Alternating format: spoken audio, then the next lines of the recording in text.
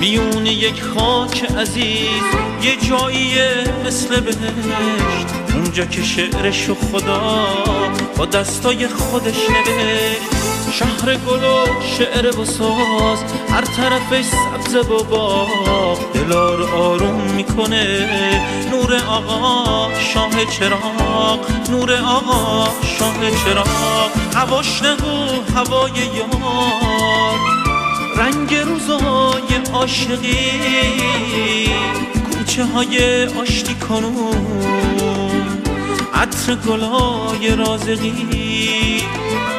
دروازه قرآن همیشه بدرقه مسافراست، یکی میاد یکی میره، اینجا دیار شاعراست.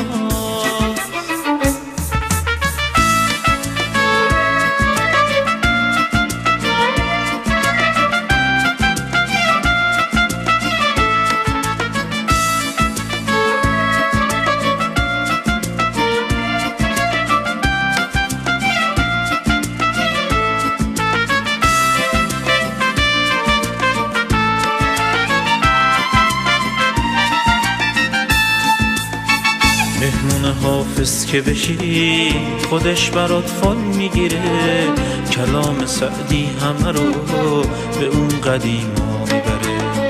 بازار خوشنام وکیل باغ ارم گهواره دید، شکوه تخت جمشید و رو تخت سنگاش میشه دید. پاسارگاد و باغ نظر ارگ کریم خانو ببین، عتیق و مسجد وکیل اینجا رو کرده بهترین. باغ جهان نمای ما آینه جهان ماست، با نقش رستم که نشون از قدرت دیوار ماست. صدا صدای بلبله که میاد از باغ بهار، میگه یه بارم که شده به این بهشت قدم بذار، میگه یه بارم که شده به این بهشت قدم بذار.